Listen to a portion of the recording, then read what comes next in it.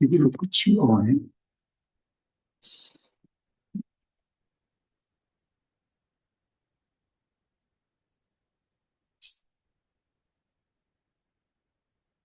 오케이, 오케이, 오케이, 오케이, 오케이, 오케이.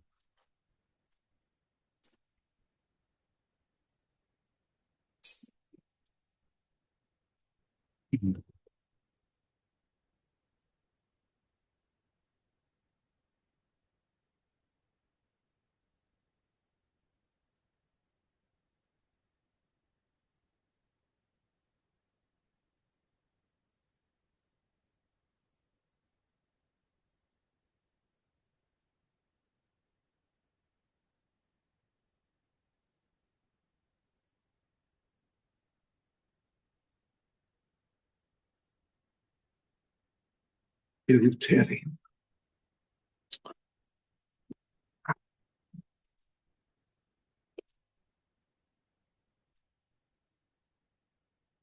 내가 이 파일을 잘못 보냈어요.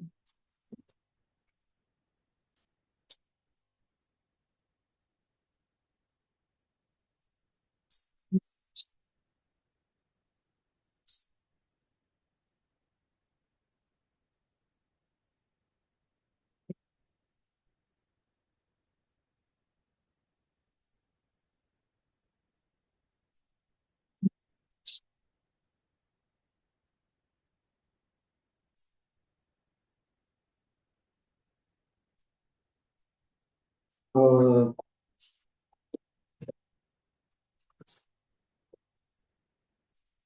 설교에 대해서 한번 설명해 보실까요? 설교가 무엇일까요? 讲道是什么呢？ 육하원칙을 적용해서 한 문장을 한번 만들어 볼까요? 我们想一下六个原则，然后用一句话来说一下讲道是什么。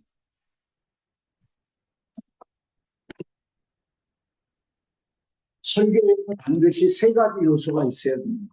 这个讲道它一定要有三个因素。 첫째는 뭘까요? 第一个是什么？ 经文.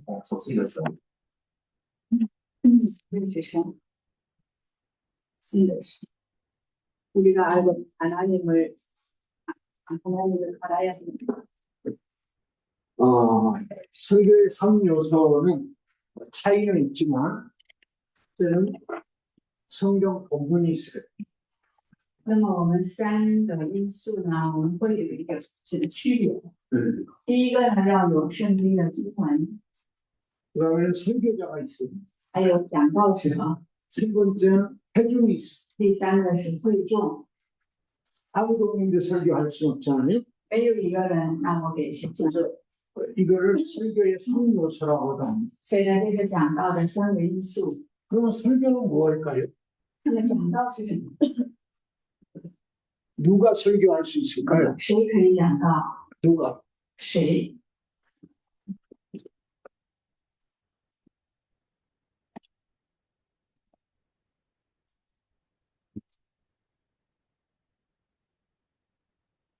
이 사람이 있어야 되겠죠?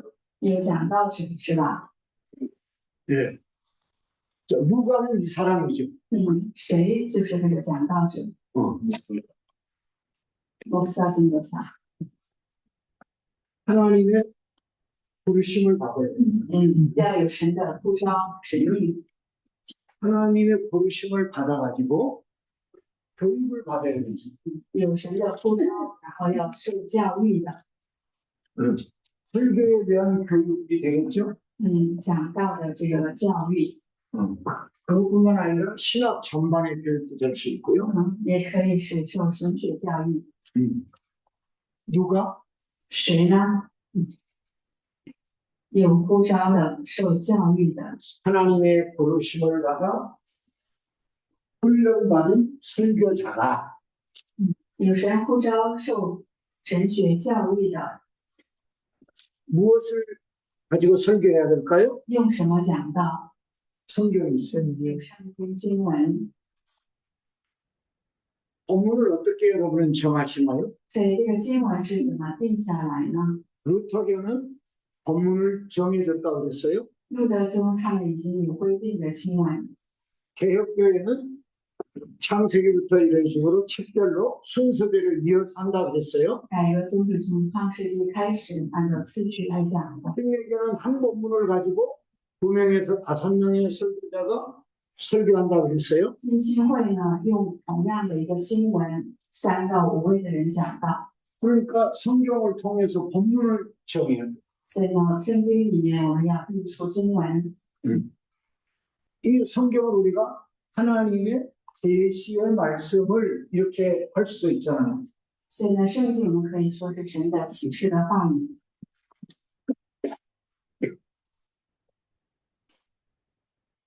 하나님의 감동으로 기록된 말씀을 이렇게 표현할 수도 있겠죠. 神所漠视的话语。 모든 성경은 하나님의 감동으로 기록됐습니다. 所以呢，圣经是神漠视的。 본문을 어떻게 해야 되지? 본문을 所以呢，经文这个怎么定？ 설교할 때는 3가지 요소가 있어야 합니다. 这个讲道的时候也要有3个因素： 관찰, 观察、 해석, 解释、 적용. 应用， 이 3단계를 거쳐야 돼요. 需要有这个3个步骤。 여기에는 문법적이고 所以呢，这里也包括语法性的、 문자적이고 文字性的、 역사적인 방법이 필요합니다. 也需要历史性的方法。 그러니까 설교학을 배우면 이런 걸 다 배워야 됩니다. 所以呢，它圣经学里面会学到这些。 지금은 이번에는 제가 설교학이 아니기 때문에 이런 걸 여러분에게 가르치지 못했죠. 这次我讲的并不是圣经学，所以之前没有仔细讲。 저는 이제 예배 설교를 어떻게 할 것이냐 하는 측면에서만 이번에는 할 건데 这次我是讲的是主题是礼拜一学， 설교를 집중할 때는 이렇게 가야 돼요. 讲到就学教育四个， 설교문을 작성해야 되겠죠. 然后写讲章， 이거 굉장히 논리적이 돼야 돼요. 这个一定要有逻辑， 비논리적이면 안 돼요. 不没有这个逻辑的东西， 그러니까 주어가 있어야 되고요. 要有主语， 동사가 있어야 要有 되고 动词， 목적어가 있어야 돼요. 也要有这个宾语。 많은 설교들이 목적어만 막 던지는 경우가 있어요. 很多的讲道人只是讲这些宾语吧，目的语， 기도하세요. 你 이렇게 祷告吧， 누가 기도해야 됩니까? 只是说祷告吧，但是 무엇을 기도해야 됩니까? 谁为了什么祷告？ 그러니까 기도해야 됩니다. 그럼 누가 기도해야 될 건지를 또 이어서 말해줘야 되고 需要祷告， 무엇을 기도해야 할 那么 것인지를 你 알려줘야 祷告什么？谁祷告？ 그렇게 논리적으로 가야 되는 거예요. 所以呢，一定要有逻辑， 자신의 삶에 적용해요. 应用在自己的生命中。 설교자 자신의 삶에 적용. 讲道者先应用在自己的生命中， 그리고 청중에게 선포하는 거예요. 然后给信徒宣告， 이게 설교. 这个是讲道， 어렵죠? 这个怎么样？难吗？ 어렵죠? 难不难？ 그럼 여러분 이걸 생각해 보세요. 설교의 3가지 요소. 对，我们来想一下这个讲道的3个因素。 이 중요 단어를 생각하고 풀어가는 거예요. 所以呢，我们想这个3个重要的因素，然后来解释。 설교자는 어떤 사람이 될 수 있다? 讲道者呢，他是怎样的人？ 하나님의 부르심을 받아 有神呼召 훈련받아야 的， 돼. 然后受训的、学习的。 하나님의 부르심을 받아 훈련받은 설교자가 有神呼召，然后已经受训的讲道者， 무엇을 가지고 해야 되죠? 要带着什么来讲？ 성경이죠. 有神的话语，圣经， 성경은 하나님의 계시의 말씀, 神启示的话语， 하나님의 감동 기록된 말씀. 神所漠视的话语， 내가 어떻게 해야 되죠? 然后怎么做？ 관찰, 我要观察、 해석, 解释、 적용해야 돼. 应用， 본문을 관찰해야 돼. 就是观察经文， 읽는 것도 관찰이에요. 读也是一个观察， 어떤 단어가 반복되어 있는가 이런 것들을 관찰하는 거예요. 观察哪些是重复词， 시제는 과거인가 현재인가 미래인가. 这个时态是现在的、过去的还是未来的？ 여기서 주인공은 주어는 누군가. 这里的主人公是谁？ 여기서 목적어는 뭔가. 这里的目的语是什么？ 이거 1차 수신자는 누군가. 原读者是谁？ 누가 기록했는가. 谁记载的？ 그때 배경은 어떠했는가. 那个时候历史背景怎么样？ 이런 것들이 이제 문법적이고 문자적이고 역사적인 방법입니다. 所以呢，这个是用语法的、文字的、历史方法的观察。 그리고 해석할 때는 然后解释呢， 선배 학자들이 쓰는 주석책이 있잖아요. 也 이런 有 것들이 说 참고하는 거죠. 我们的前辈们写的那些注释啊、解释的内容可以参考。 이 내용을 우리에게 어떻게 하라고 하는 거예요? 적용. 어떻게 하라고 하는 거예요? 这个经文到底告诉我们什么？让我们怎么做？ 제가 여러분에게 어제와 오늘 뭐를 어떻게 해야 되는지 중점을 둬서 지금 강의를 하고 있거든요. 所 사실 以昨天开始，我一直对大家来讲，我们注意的地方，我们应该怎样做？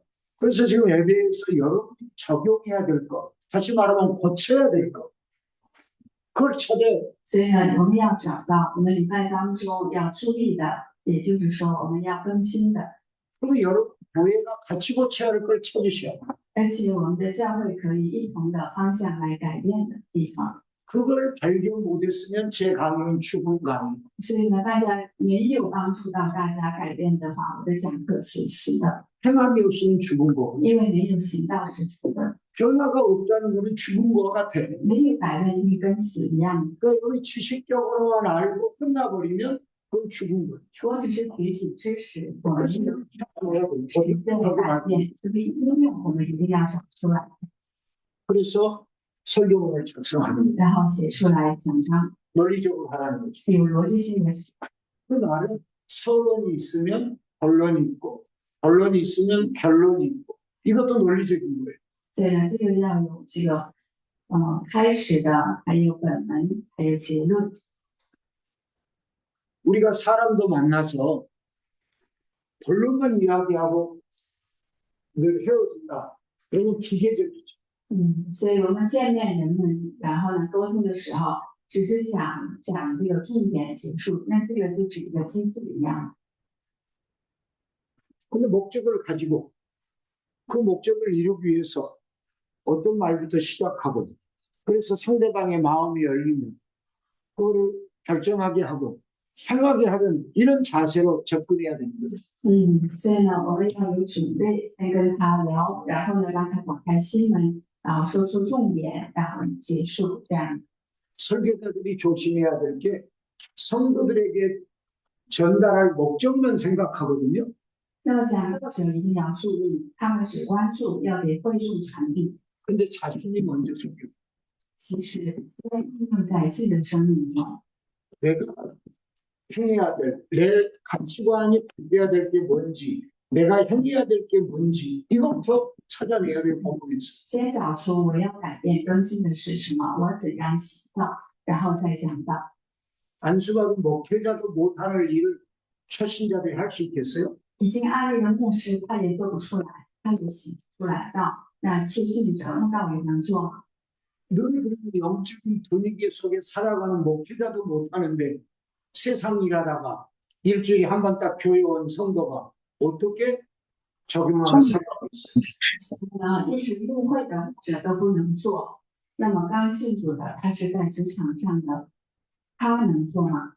사실 자녀들이나 교인들이 변화되기를 바란다면 목회자나 부모들이 자기 가족들 앞에서 변화되는 것을 보여줘야 가능해요. 那么其实自己的孩子还有会众要得改变的话，其实是这个牧者还有父母要先改变。 목회자들도 부부간에 늘 싸움하는 부부들 있죠. 牧者也有很多的情况是夫妻之间吵架， 그러면 성도들이 우리 목사는 부부는 늘 싸워 이걸 알거든요. 那么我们的信徒都会知道，我们牧师夫妻是经常吵架的。 근데 서로 사랑하라 이런 설교를 하면 那么牧师来讲，彼此相爱吧， 성도들은 너나 잘하세요. 那么信徒们会说，你自己先彼此相爱， 변화가 안 되는 거죠. 因为没有改变。 그래서 목회자가 먼저 변화돼야 돼요. 적용을 통해서. 所以呢，牧者先要改变，透过这个话 그게 ， 성도들에게 선포하는 거예요. 然后对信徒讲道， 그게 설교. 这个就是讲道。 자, 그러면 본문을 어떻게 정해야 될까요? 那么怎么选定这个经文呢？ 본문 정하는 방법이 있어요. 有几个方法选定经文。 루터교처럼 다 정해지면 너무 편하겠죠. 那像路德宗一样，都已经有规定的，那就是很方便了。 아니면 개혁교회처럼 책을 하나 정해놓고 책별로 쭉 이어가는 거지. 或者是改革宗的方法是定一卷书，然后按照次序讲。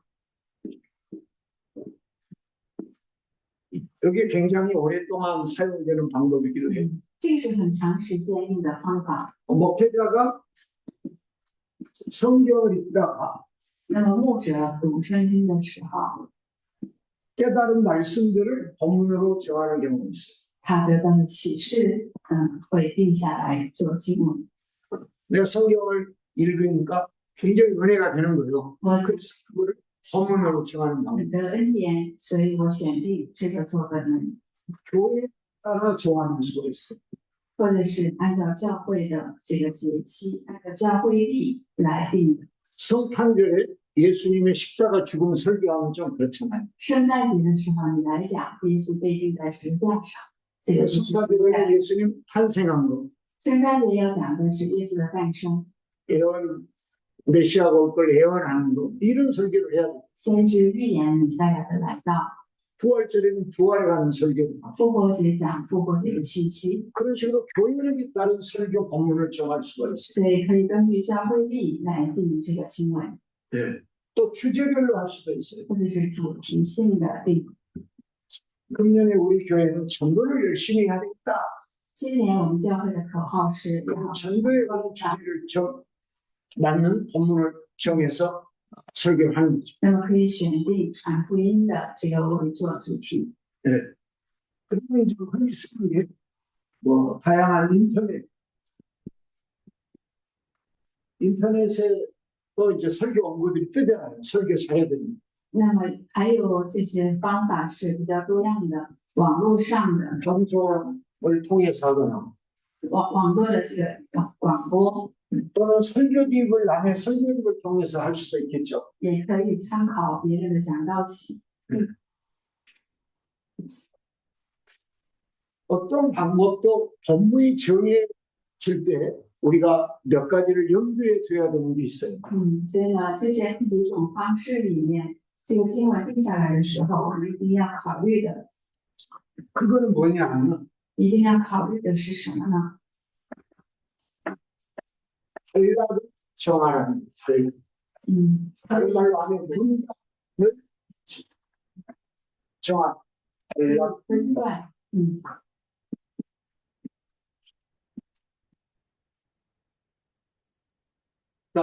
이 성경의 내용이 어디서부터 시작됐고 어디에서 끝나는가 이런 게 있잖아요. 对，所以呢，就是可以给这个经文分段，从哪里开始到哪里结束。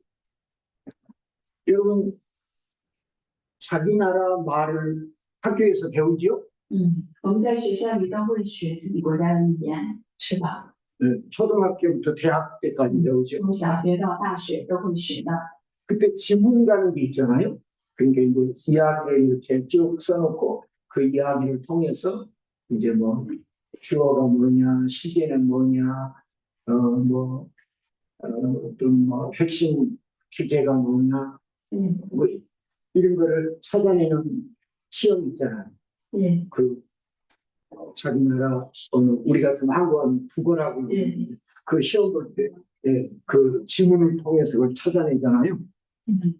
所以呢，就是我们就有语言，我们的就是中文里面的话有那个阅读题，还有或者是作文题。 그러니까 성경도 읽다 보면 시작하는 데가 있다는 거죠. 所以呢，圣经我们读这个经文的时候，要找出从哪里 그리고 开始， 끝이 있다는 거죠. 还有结束的部分。 중간에서 끊지 말라는 거예요. 中间呢没有这样的。 자, 제가 아까 빌립보서 4장 13절을 읽으라고 했어요. 刚才跟大家说要读这个腓立比书4章13， 읽었나요? 大家刚才读了吗？ 아는 말씀이죠? 腓立比书4章13节都很熟悉的经文。 자, 이 13절이 한 절 갖고 설교된 대표적인 본문이거든요. 这样4章13节，我们就拿这一个经文可以来讲一篇道。 이건 옳지 않아요. 那么这个是不正 이 确 첫 ， 번째에서 잘못된 거예요. 这个第一个开始都是错的。 그러니까 시작점이 어딘지, 왜 이 13절이 나왔는지, 어디에서 끝나는지를 찾아서 본문을 그렇게 정해야 된다는 거예요. 现在这样对哪一个经文来讲到这个是错的，一定要知道从哪里开始的，哪里结束，为什么有这个经文。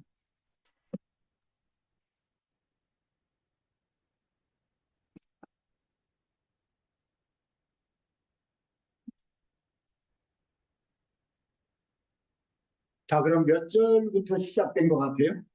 那么我们看一下这段是从哪节开始的？这段是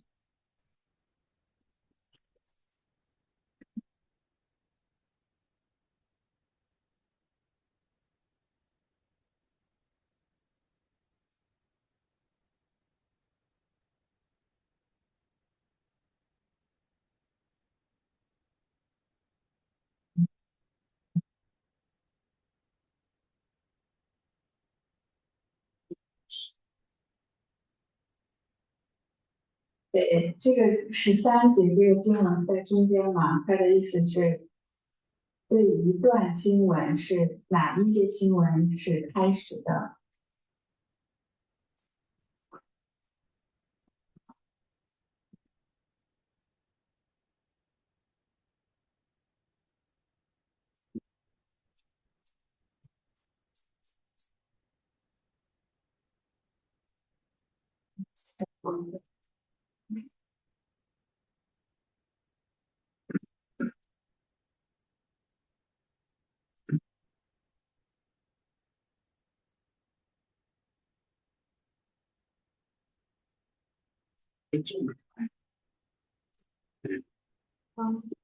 그래서 이제 거기서도 쭉 연결되는 거예요. 20절까지.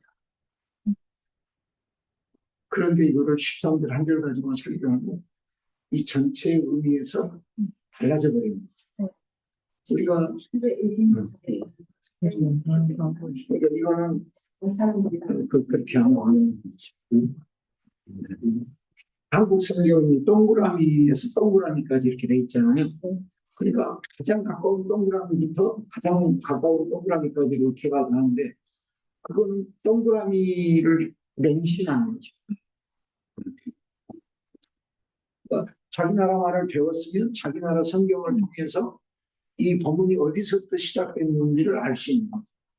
所以呢，我们看这个， 질문 먼저 한번 해보시죠. 我们去问一下， 몇 절부터 몇 절까지 大家 봤는지. 觉得这个13节所处的这个经文本文是从哪一个节开始的？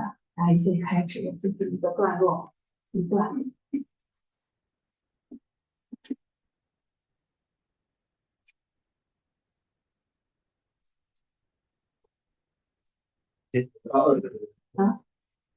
10到20，对，是这种， 잘 본 거예요. 可以，很接近， 잘 본 거예요. 观察的很好，对， 아주 잘 봤어요. 啊， 그런데 한국교회 목사님들은 13절 한 절만 갖고 설교해요. 对，韩国教会很多的牧师呢，他们就光拿出13节来讲道。 그러면 믿는 사람은 무엇든지 가능한 능력자로 바뀌어버립니다. 13절 한 절만 보면 믿는 사람은 무엇이든지 할 수 있는 능력자로 바뀌어버려요.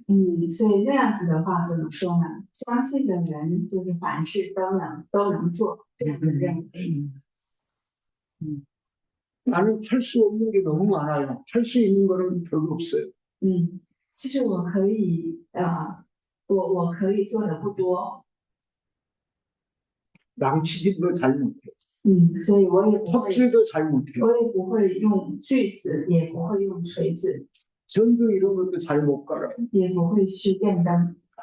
컴퓨터 이런 거 프로그램 설치도 잘 못해요. 电脑的这个程序这些我也不懂。 근데 13절에 적용하면 너 주 안에서 하면 뭐든지 다 하는 거죠. 但是我们光拿是这个13节，我在主里面凡事都能做。 그러면 이 13절에 주 안에서 할 수 있는 능력은 뭘까요? 那么13节告诉我们，我们在主里做的这些能力是什么？ 10절부터 본다면 要从10节看，是吧？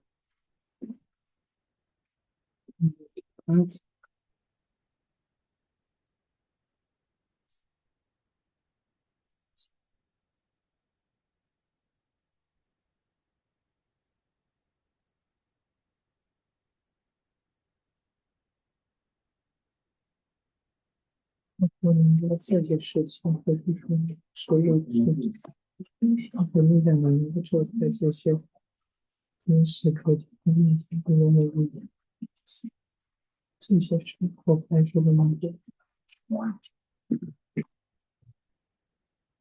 但是其实这是更加的补充的这一段，就是保罗要怎么证明一个他们的思想中是为什么少人能够做出的事情来，但强调是耶稣基督在他身上的能力。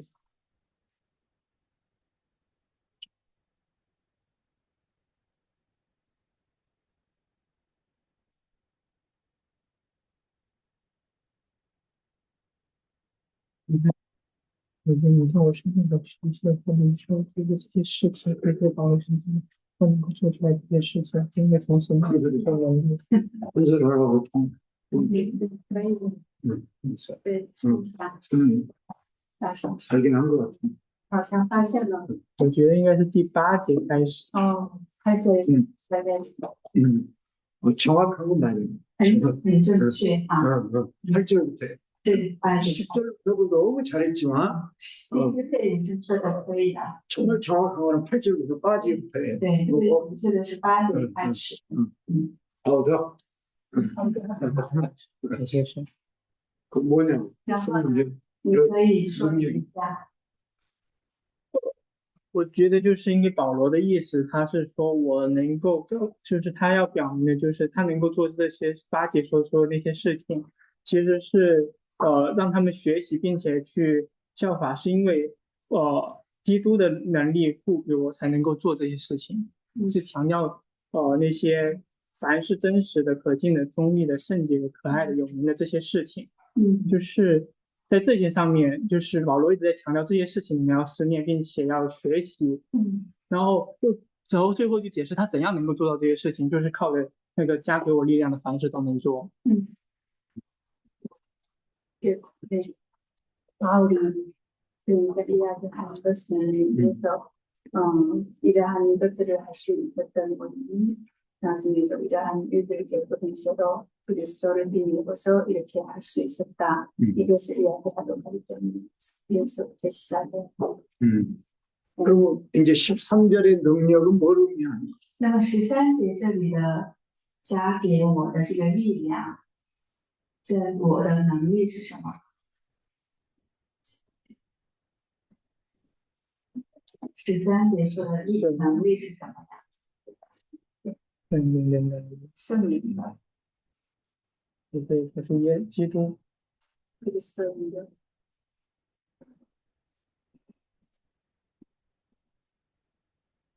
11절, 12절에 답이 있습니다. 11节还有12节答案。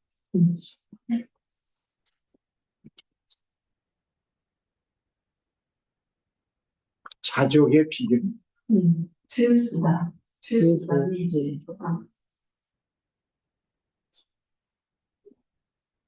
어떤 형편에서도 자기 사명을 감당할 수 있는 비결. 其实不管处在什么样的情况，我都可以承担使命的秘诀。 우리가 지금 사역하는 것도 어렵지만 现在我们的服饰也很困难。 바울이 사역할 때는 우리보다 100배는 더 어려웠을 거예요. 那么保罗当时的服饰呢，比我们困难100倍。 다수의 유대교에서 소수의 기독교로 所以呢，多数的犹太教它转变成少数的基督教。 바울이 제일 힘들었던 거는 유대인들의 핍박이었어요. 保罗最艰难的一点是犹太人的逼迫。 그럼에도 그는 능력 있는 사역자가 됐어요. 虽然是这样的环境，他还是很有力量的服侍。 그는 집도 없었어요. 他也没有房子， 교회도 하나도 건축했다는 말이 없어요. 也没有说他建筑了哪一间教会。 사역비를 고사하고 생활을 해야 되니까 천막을 만드는 일을 하면서 했어요. 他没有得到谢礼，而是为了生计，他也去支搭帐篷。 그 원동력은 자족이에요. 所以呢，他的这个力量是知足。 공부해도 그걸 가지고 낭비하지 않고 他所丰盛也没有去浪费， 궁핍에 처해도 원망이나 불평하지 않고 处卑贱他也没有埋怨。 빌립보 교회에서 선교비를 보내와도 그걸 복음을 위해 쓰고 菲律宾教会给他宣教费用，他也用在传福音上面。 빌립보 교회가 선교비를 못 보내줘도 자기는 전도하는 걸 멈추지 않았어요. 菲律宾教会没有给他奉献金，宣教费，他也去传福音的。 그는 감옥에 갇혀서 그 안에서도 복음을 전했어요. 他在监狱里面传福音， 자유로 몸일 때도 시간을 허비하지 않고 사명을 감당했어요. 他很自由的时候也没有浪费时间去完成使命。 경제적인 면이 아니라 모든 면에서 바울은 자족의 비결을 배운 거예요. 所以呢，不仅仅是经济方面，他在所有的方面学习了知足。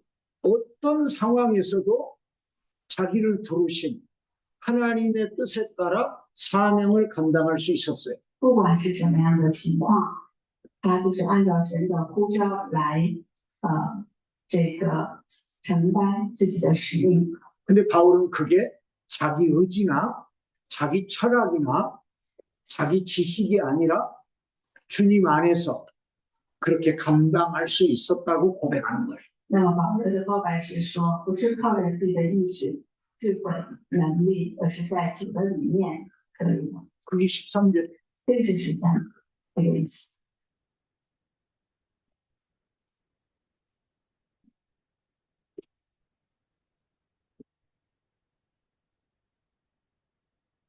그러니까 한 단어나 한 구절에 우리가 초점을 맞추면 안 돼요. 所以呢，我们只注重一个词或者是一个经文，这样的话不行，不能断章取义。 본문이 어디서부터 시작됐는지 어디까지 있는지를 보고 그 안에서 여기서 하나님이 전달하려고 하는 메시지가 뭔지를 찾아내요. 所以呢，要看到一段经文，连贯的这个经文里面，我要讲的是什么？神要讲的是什么？ 기도하는 마음으로 본문을 집중해서 읽어야 반복하고 所以呢，以祷告的心要重复的其中的来精读圣经。 깨닫게 하시는 대로 순종하겠습니다. 그런 마음으로 본문을 계속 읽어야 해요. 所以呢，很多时候神给的启示，我要顺服神。 이 본문에서 강조점, 중심 사상 이게 뭘까? 이 자세로 본문을 읽어야 돼요. 所以呢，这个经文的中心是什么？它要告诉我们的是什么？发现这个。 개요를 생각하면서 읽어야 돼요. 그러니까 스토리 자체를. 所以呢，要就看到这个整个这个故事。 또 하나는 关键， 빌립보서면 빌립보서에 서론이 있거든요. 还有 빌립보서의 저자는 누군지, 기록 연대는 어딘지, 대상자는 누군지, 빌립보서의 기록 목적은 뭔지, 중심 사상은 뭔지 이런 것들을 생각하면서 읽어야 돼요. 而且呢，我们去看这个腓立比书这本书的话，也要考虑到它的历史背景嘛，它是什么时候谁写的，在什么历史背景下，原著就是谁等等。 빌립보서는 바울 자신 때문에 늘 염려하고 걱정하면서 기도하는 빌립보 교인들에게 그 염려, 걱정 내려놓고 여러분 주 안에서 기뻐하세요. 내가 다시 말하노니 주 안에서 기뻐하세요. 이렇게 목적을 갖고 쓴 게 빌립보서예요. 那么腓立比书他写的目的是，因为保罗现在监狱里，所以呢，腓立比的信徒一直为他担心忧愁，所以呢，保罗对他们写的，你们不要担心忧愁啦，常常喜乐。我再一次说，你们要常常喜乐，以这个目的性。 바울은 이때 어디 여행 다니던 때가 아니에요. 所以呢，保罗这个时候不是在做旅行， 바울은 이때 감옥에 있을 때예요. 他是在监狱里面。 그러니까 그런 것들을 생각하며 있는 게 개요를 생각하며 있는 거예요. 所以呢，我们要考虑这些历史背景在读经文， 청중들의 관점에서 읽어야 돼요. 而且是在研读者的观点来。 바울은 사역자였잖아요. 保罗是服侍的人， 평신도는 이걸 어떻게 받아들일까? 那么信徒者， 바울이 사역자가 아니고 평신도라면 어땠을까? 保罗不是服侍者啊，他是一个不信徒的话会怎么样？ 이런 게 관찰의 해석이에요. 관찰에 해당해요. 所以呢，这个是观察的一个内容。 시옷이 真心下， 제일 좋아하는 소리죠. 就是